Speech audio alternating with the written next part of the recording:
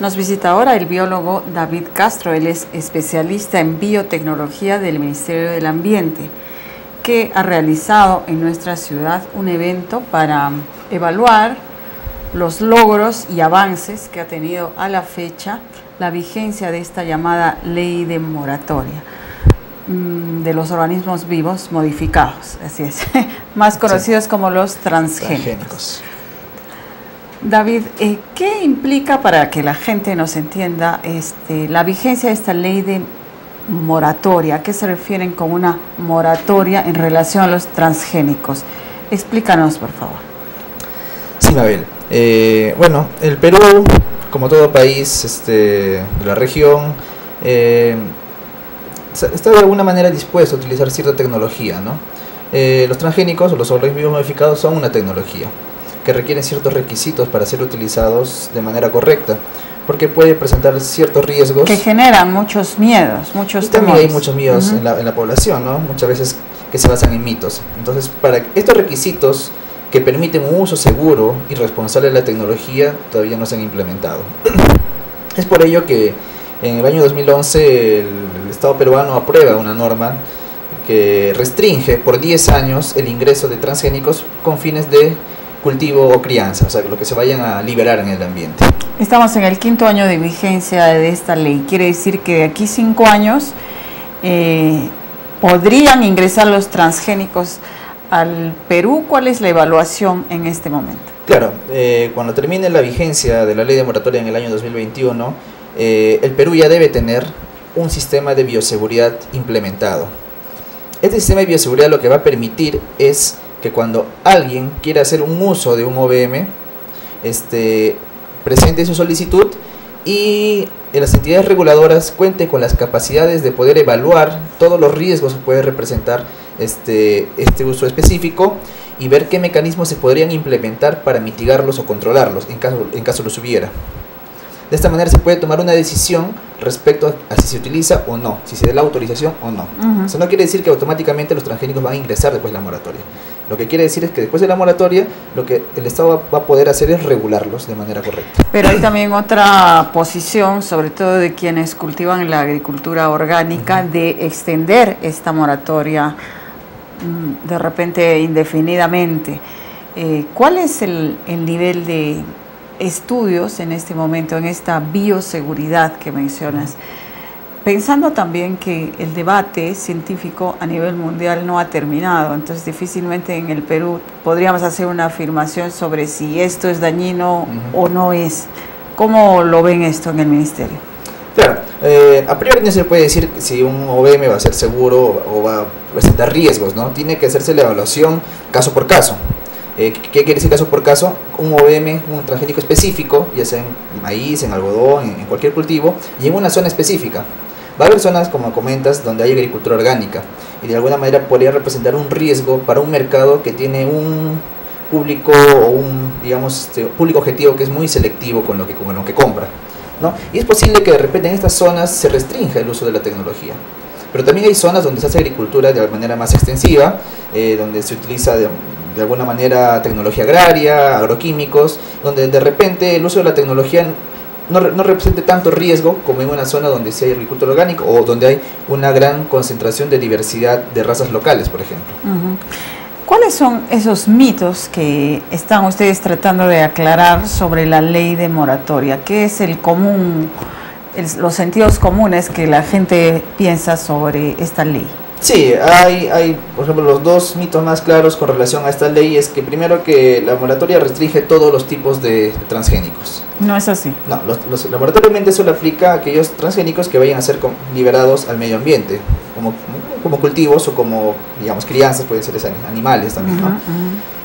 No restringe, por ejemplo, los granos que ingresan al país para consumo de animales, para la preparación de piensos, ¿no? Tampoco se restringe el uso por ejemplo, la alimentación de los pollos, para ir a un caso. Claro, para los pollos o para los cerdos, eso no está restringido, ¿no? Porque finalmente la norma es una norma ambiental, ¿no? Y este tema del consumo humano cae dentro de otro marco, ¿no?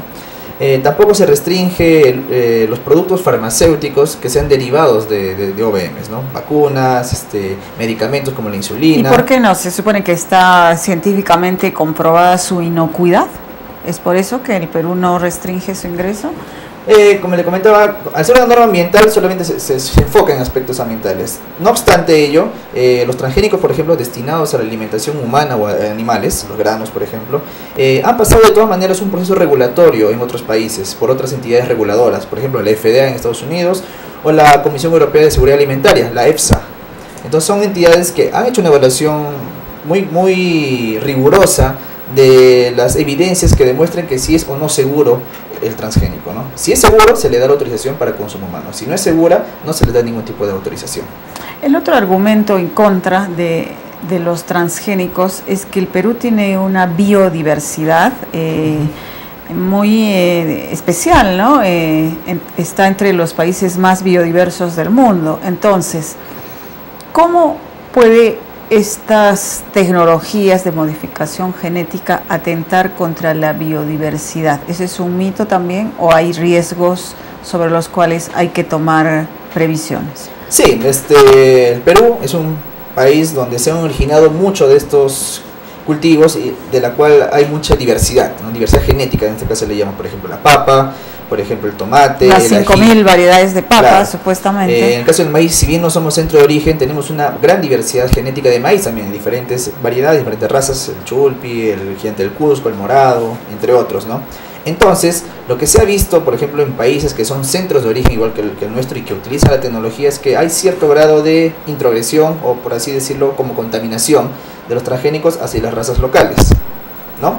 Esto te puede generar algunos efectos negativos, por ejemplo, a nivel del comercio, porque hay mercados que no quieren que haya presencia de transgénicos en los productos, digamos, naturales o locales, ¿no? Otro efecto que se debe evaluar es que hay un aspecto también ecológico asociado, ¿no? O sea, no solamente vive el cultivo dentro de un ecosistema, también está asociado con algunas especies como de insectos, microorganismos que viven en el suelo y otros organismos que también están muy correlacionados con ellos. Entonces, de alguna manera, esta introgresión podría afectar indirectamente a estos organismos. Y eso es lo que se debe evaluar antes de emitir una autorización, ¿no?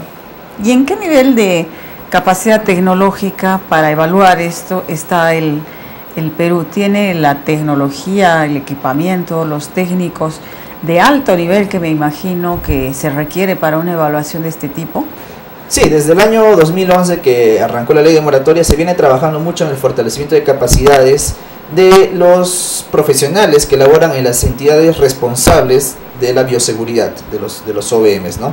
Entonces, no solamente se ha invitado a expertos internacionales para que nos capaciten, sino también se ha enviado a servidores públicos a países como México o como Colombia, donde tienen sistemas de bioseguridad implementados hace muchos años, para que se entrenen y conozcan cómo hacer una regulación efectiva de la tecnología. Finalmente, ¿cómo los agricultores, por ejemplo en Arequipa o en otras regiones del país, que son los que están más preocupados porque serían en todo caso los directamente afectados o beneficiados, quién sabe, pueden participar mejor en este debate, hacer sus aportes o dar a conocer sus preocupaciones o informarse, porque 5 años pasan rápido y pueden generarse conflictos también, ¿no? Sí, hay 3 mecanismos, ¿no? Uno de ellos, nosotros tenemos una página web en la cual difundimos toda la información sobre bioseguridad, que es bioseguridad.minam.gov.p. También pueden escribirnos al correo bioseguridad@minam.gov.p. Por otro lado, lo que estamos haciendo son campañas de sensibilización a los agricultores, precisamente. Y eso lo hemos realizado desde este año, porque hemos visto que muchas veces una mala práctica agrícola, que es el uso, por ejemplo, de los granos que se destinan a la alimentación de animales, esos granos no son semillas, no deberían ser sembradas, porque no han pasado por un proceso, digamos, de evaluación sanitaria para ver que no tengan ningún tipo de plaga o enfermedad. Aparte que no te garantiza ningún tipo de rendimiento adecuado, ¿no? Pero muchas veces, por ahorrarse algunos soles, los agricultores utilizan ese grano como semilla, lo siembran e indirectamente están introduciendo transgénicos sin darse cuenta en el ambiente. Nos estamos yendo nosotros a sensibilizarlos a que manejen bien las prácticas agrícolas conjuntamente con el INIA, con el Ministerio de Agricultura, para evitar ese efecto colateral de esta mala práctica agrícola y de paso enseñarles qué es la bioseguridad, cómo pueden, digamos, participar con nosotros conjuntamente. En caso que alguna vez, digamos, cuando concluya la moratoria y haya solicitudes de autorización para liberar transgénicos en el ambiente, el proceso de regulación también cuenta con una etapa de consulta pública. O sea, las decisiones se van a tomar tomando en consideración no solamente la parte técnica, sino la parte social y económica y la opinión también de las personas y los temores o las incertidumbres que podrían tener. Para lo cual hay que estar informados. Para lo cual hay que estar informados. Muy bien. Muchas gracias por estar. Muchas gracias a ti por el tiempo. Gracias.